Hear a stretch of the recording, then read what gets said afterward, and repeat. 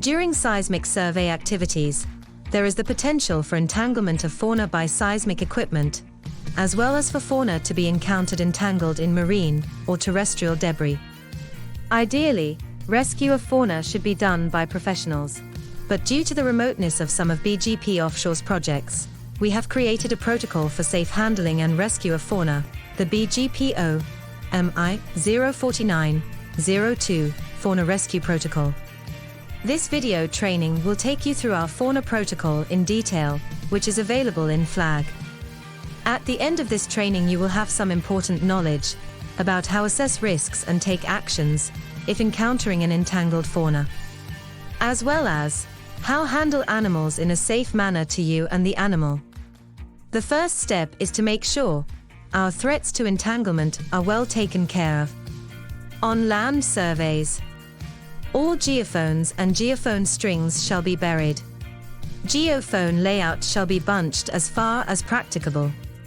Sandbags shall be placed on bunched geophone layout and GSRs as far as practicable. If parameters allow, deviation of receiver line around animal enclosures can be done as applicable. Daily monitoring of receiver points shall happen in high-risk areas. Ocean bottom nodes on ropes and ocean bottom cables.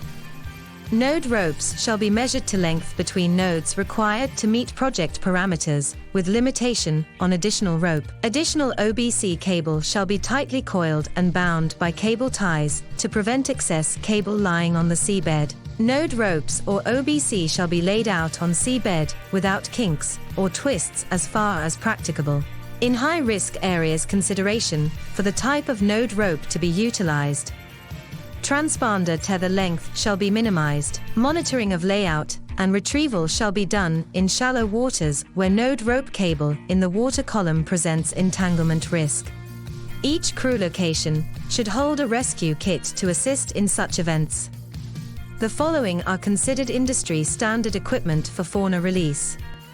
Be familiar with your project biodiversity mitigation and monitoring plan, as it will capture and describe any specific local or client requirement concerning fauna handling and rescue, as well as lines of communication in case entangled fauna is found. This protocol is based on industry standard, within the limitation of what is appropriate on a seismic survey. Preparation for rescue. If at any time any person has doubts, they retain the right to stop the job. Prior to any attempt to rescue fauna entangled in debris, a toolbox talk and last-minute risk assessment shall be carried out. Always consider safety first, of both humans and animals. At no time will a lone worker attempt to release an entangled fauna. No sedatives are to be administered, except by a trained veterinarian. First aid kits must be with any rescue team at all times. Self-entanglement is a serious risk. Removal or cutting of lines should be attempted at a distance whenever possible. Personnel should never allow hands to become wrapped in entangling debris, nor should they place their hands between the entangling debris and the animal. All animals present a risk of zoonotic disease spread. Similarly, it is possible for humans to spread disease to animals. Personnel should be equipped with gloves, goggles, face masks or shields, and other personal protective equipment, if appropriate. All rescue equipment should be disinfected prior to use, and again prior to storage. Personnel should thoroughly wash or sanitize hands before and after contact, and any injuries, including minor scrapes, should be promptly treated and immediately disinfected, and the project healthcare professional informed. Note: rabies and other similar disease are endemic in many regions of the world. Offshore. Personnel should never, under any circumstances, attempt to enter the water to free an entangled animal. Personnel should note that all marine life can cause injury or death, and even small, apparently docile animals can quickly become dangerous and unpredictable when exposed to a perceived threat. Throughout the disentanglement attempt, behavior and temperament should be closely monitored. If at any point personnel feel that the situation has become unsafe, a timeout for safety should be applied. If it is not possible to continue the rescue safely, then the rescue attempt should be abandoned. Fatigue of the rescue team needs to be considered and monitored at all times during the process, as this can result in increased health and safety risk. Prior to approaching the land fauna, a clear plan has to be agreed between all personnel on how the activity shall be managed with due consideration for when the fauna is released. All personnel are to be aware of the potential responses of the fauna upon release. Escape routes shall be discussed and agreed upon. As an animal is being released, it should be directed towards the agreed escape route, that is an area that minimizes the risk of injuries to it and others. Maintaining a calm and quiet environment that allows the animal to act rather than react is essential to good release and recovery. Extreme caution is advised when approaching an injured or entangled animal. Should the animal be surrounded by multiple individuals in a herd, then approach should not be attempted until safe to do so. Consider the wider area for other fauna that may return to the site of the entanglement. Also consider predators may be in the area. Fauna's reaction to the presence and approach of a human should be tested and evaluated from a distance prior to getting in proximity. There is no way to eliminate all stress from an entangled fauna, however, prompt release can help reducing it. Note: do not attempt to rescue, release large animals. To summarize, your safety comes first. If you do not feel comfortable, stop the job. Ensure to report entanglements through proper lines of communication. Ensure to have the proper resources in place for rescue available at your crew location. Ensure there is a plan in place before approaching an entangled fauna. Rescue protocol. General information. Minimize unwanted stimuli. Loud noises and sudden movements can startle animals, which can then cause them to elicit a defensive response. Rapid maneuvering of vessels can cause distress. The animal's behavior and responses during any approach should be carefully monitored. If more than one animal is trapped in a net, form a plan for which animal to start with and handle them separately, one at a time. Except at the explicit direction of an animal rescue professional, personnel should never attempt to address any other health condition, nor should food be provided. Doing so without veterinary training may cause severe injury or death. Where possible, take photos or videos. Note: avoid handling dead animals. Remove any ghost nets when possible and leave the animal in the water. Offshore. Bring the animal alongside the rescue vessel, or, if necessary, aboard. The vessel should be in neutral, except as necessary for safety positioning, and the animal should not be towed while disentangling. Whenever possible, the animal should not be removed from the water. Consider the size of the fauna before attempting to bring it on board a vessel or craft. It is only safe for small turtles that can be lifted easily. Use a lifting cradle whenever possible. Attempting to lift, carry, or move cetaceans can cause serious musculoskeletal injury if not performed correctly. Bringing cetaceans aboard a vessel is never recommended except under exceptional circumstances. If the fauna must be brought aboard, care should be taken to avoid lifting or moving the animal by their flippers, which can result in fractures and injuries. Proper padding, containment, shade and moisture should be maintained, and the handling time minimized as much as possible. Animals should be monitored closely to avoid drying out or overheating. Avoid using sharp objects to control the animal. Hooks may be appropriate to secure lines or nets. Ensure the animal is able to breathe. Note: marine mammals and turtles breathe air. They must not have their airways blocked or be kept underwater during the procedure. If possible, unwind the entangling gear. Avoid placing hands between the animal and the gear. If it is not possible to disentangle the animal by hand, use a knife to cut the gear. Ensure that the gear is clear of the animal using a hook, and cut away from animals and humans. If the animal is taken on board a small boat, it should be kept the correct way up, on its belly, and shaded as much as possible. The best way to control a turtle is placing it in an opened box, without water, or in a corner of the boat. Note: if using the containment procedure, ensure that nostrils, mouth and pectoral fins are free, as the turtle uses the pectoral fins to help inhale air through the mouth and the nostrils to exhale. A moist towel shall be placed over its carapace or shell, but never over the head. If the operation takes too long, the eyes must be kept moist. To lift a turtle, the carapace, shell, should be held on either side. Wherever possible, lifting a turtle via its flippers shall be avoided. It shall never be lifted by its head or tail, which are sensitive areas. Note: unnourished turtles can have their carapace and plastron torn apart if not carefully handled.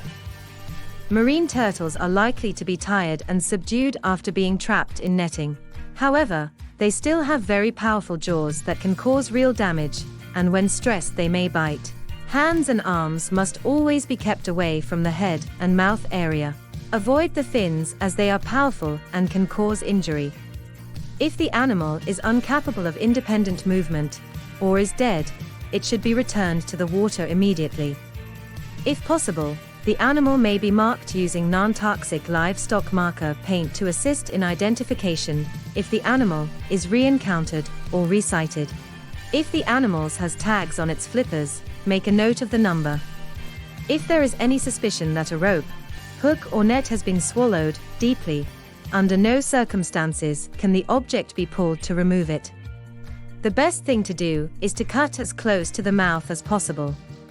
If there is a partnership with a rehabilitation center, however, the recommendation would be to keep the fishing gear as it is and convey the animal to be rehabilitated.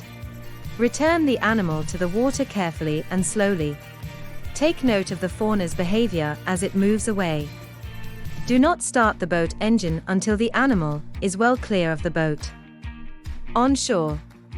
For land fauna, a towel or blanket can be used to cover animal's eyes, reducing its stress.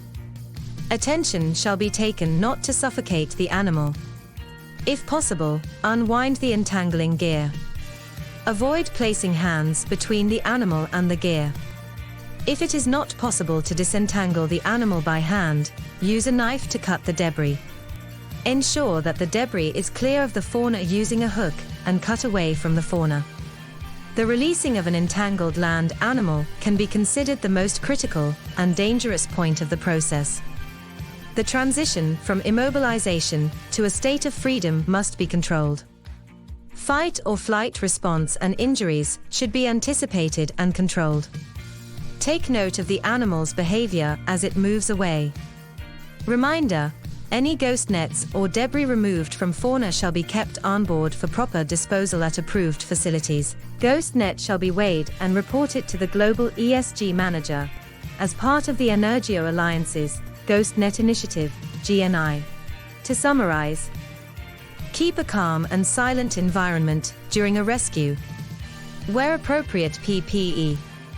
Remove ghost nets and debris from the animal, if possible, from distance and without removing marine fauna from the water.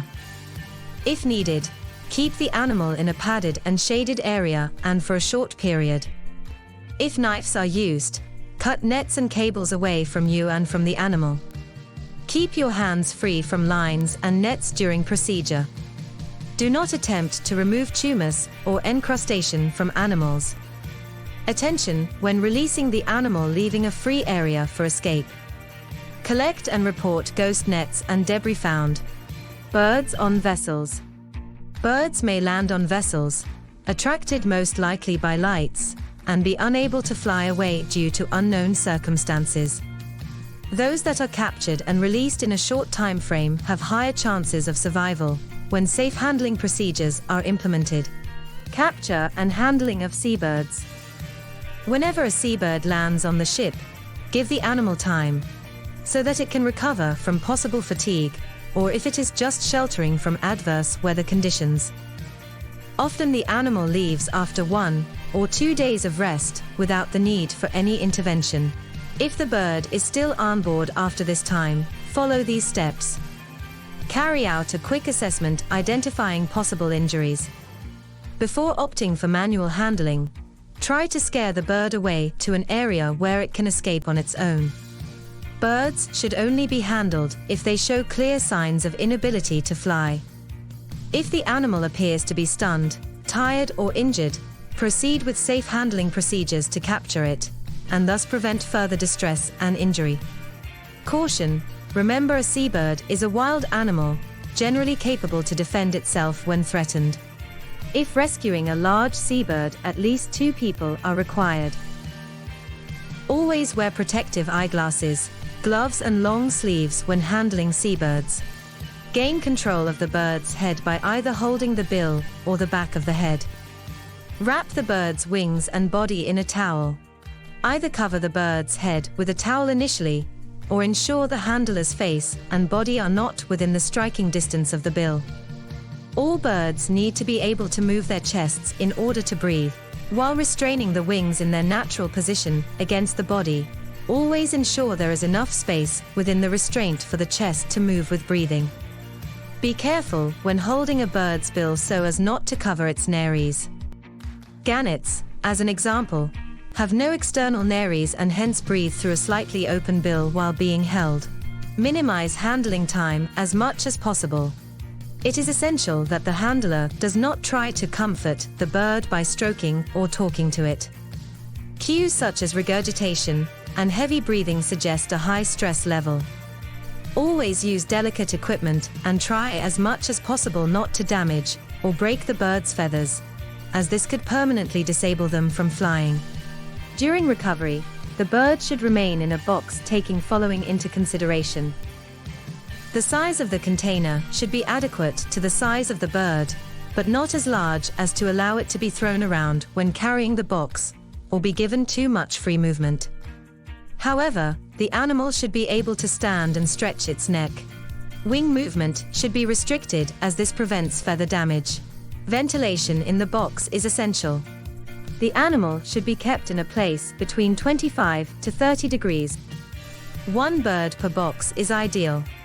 Avoid unnecessary noise on deck and keep the bird in a quiet area, as it may feel threatened and become further distressed. Avoid feeding and watering the bird during its recovery. If the bird is sick and food is provided, then there is a greater chance that it will vomit and dehydrate. Seabird release. Monitor the bird after a resting period in the box to ascertain if the bird is stronger and able to fly. Any birds that have fully recovered after resting overnight should be released overboard in the early morning. Choose a high point of release and allow the bird to lift flight on its own. If non-responsive or not willing to fly, gently encourage it by lifting it cupped under your hands or under a light standing point, and, from this position, facing the wind, allow the bird to feel short, sudden downward movements. If the bird remains unwilling to fly after several attempts at encouraging the animal, reinstate the animal back to its original resting box, ensuring that the box is still in good condition. Leg bands. If you capture a bird with any leg bands or near tags, make notes and add to the report. To summarize, birds may land on vessels for resting, so if a bird is found on board, allow some time for it before intervention. If bird remains feeble and unable to fly, proceed with the rescue. Wear appropriate PPE. Gain control of bird's headed beak and use a towel to control its wings. Allow the bird space to breathe and do not cover its nares. Place the bird in a clean box with appropriate space for the bird to be comfortable. Allow time for recovery in a silence area and attempted release. Do not feed, water or administer any drugs to birds. Now you know how to act when encountering an entangled fauna.